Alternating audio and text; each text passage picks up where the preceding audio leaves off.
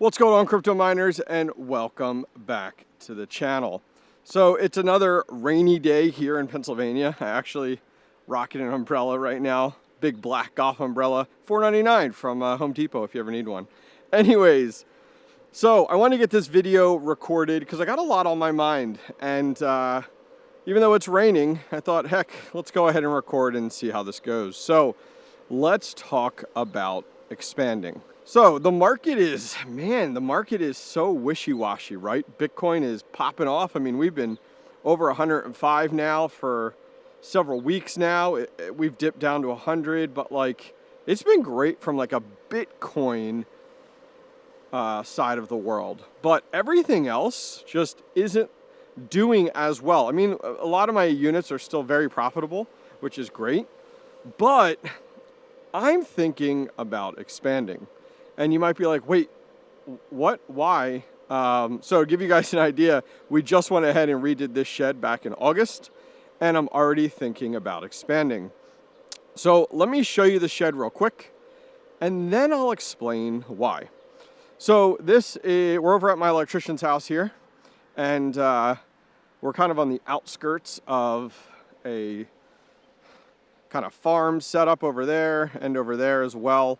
So, you know, noise isn't as much of a factor, but we can't get by running full-size ASICs with your normal high RPM stock fans. And so you'll see in a minute what I mean. But this is an old shed, about 15-year-old shed that we renovated inside the best we could with what we got. Over here, you're seeing our intake wall. This whole wall is just for intake. It could probably use even more, to be honest with you. Maybe on, expansion, we talk about that a little bit more. So this is all for intake. We're using a negative airflow, kind of a back pressure style of airflow. I'll show you that in a minute. On the back side here, we have a 400 amp dedicated commercial service. This is single phase. I wanted to go 600 amp, but they said that I would require a disconnect as well as some additional permitting. And I was like, I don't want to get to the township involved that much. So we actually ran this last August. We dug this trench all along here. Is a 3-foot trench we had to dig with cinder in the bottom as well as conduit out to that pole. And you guys can see there's a transformer out there. And we're going to talk all about that in just a minute. So then on the flip side, all of that air getting sucked in has to get exhausted, right? So on the flip side, we have our exhaust here, and almost all of our ASICs have their own dedicated exhaust, as you guys can see here, exhausting directly out the backside. So I don't really have to deal with heat management or anything like that. All right, let's go inside. I want to show you the shed real quick, and then we'll talk about why I'm looking to expand. Today's video is sponsored by the team over at DEPIN. With the bull run in full swing, new crypto mining hardware is dropping every day, making right now the perfect time to purchase that ASIC miner that you've had your eyes on. I've been working with the team at BT Miners for several years now and can vouch for their customer service, fast shipping, and finally, competitive pricing. BT Miners always has stock in my favorite miners, like the Bitmain Antminer L9 and the S21 XP. And for home miners, the AlphaPex DG Home 1, the Volk Miner D1 Mini, and loads of Goldshell and Ice River miners. But guess what? BT Miners has a brand new ASIC repair facility in the United States to help customers struggling to find trusted, reliable repair centers stateside. Go check out BT Miners today via the link in the video description down below, as well as enjoy a discount code off your entire order with checkout code Hobbyist. All right, stepping inside here, can ditch our umbrella. So this is our backyard ASIC mining shed. A lot going on here. I'll run through it real quickly in just a minute. Just give you guys a quick swing tour of what we got going on here in our shed. So let's start out with power here. So the 400 amps come in and go to two 200 amp panels. We're running mostly 30 amps. There is a 15 or a 20 amp in there for a little on and ends. And then everything goes back out the side over here. So the power then runs down into a meter box. And then we have a watt meter from the meter box company. And then we have a PDU, which is a glorified industrial power supply, which is what you see back in here. And those even have a breaker built in, a watt meter. And then from there, it flows into our ASIC miners. We're running Bitcoin, we're running Dogecoin, we're running scripts, Caspa miners in here. And we talked about noise levels and sound mitigation. So these stock fans have been removed. A shroud system has been installed in place. It's actually 3D printed with a high plenum, kind of high heat resistant material. And then an AC Infinity inline fan is put in place and everything is exhausted out the back side. So we're running roughly about 30 miners in here currently right now.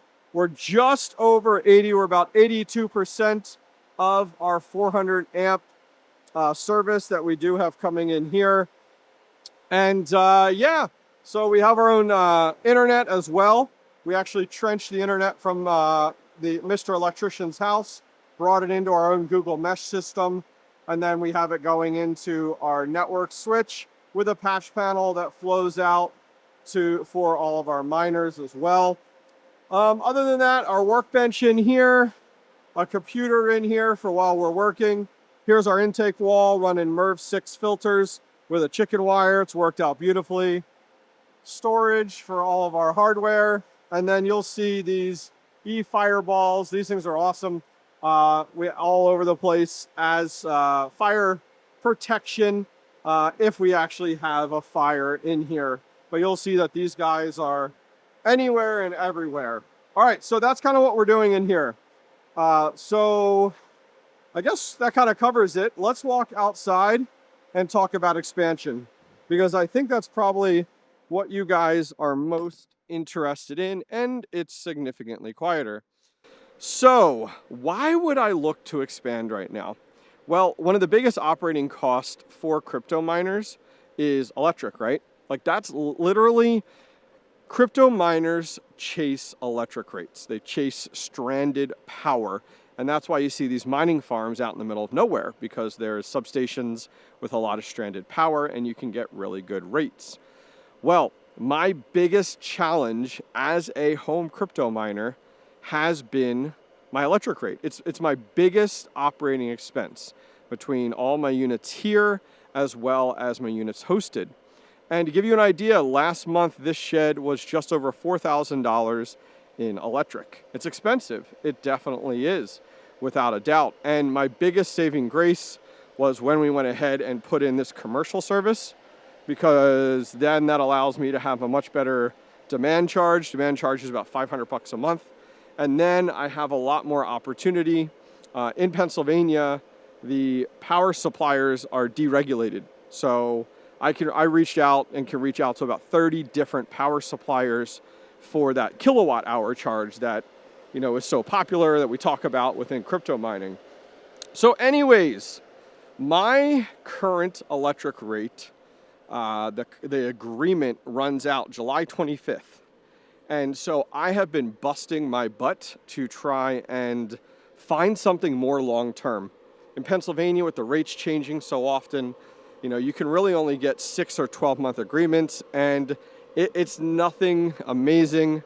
Over the last 6 months, mine has been just over, it's about 8.5, even a high 8, actually, now that I think about it, all said and done, all in. And man, that's just been cutting into my profit margins so much. But we went ahead, hello birds, we went ahead and with July 25th coming up so quickly, I went ahead and reached out to 30 different power suppliers and with a load letter. And a load letter included the name of my company, the industry I'm in. I did not put crypto mining. I put AI compute and AI technology because I thought that would be buzzy and exciting.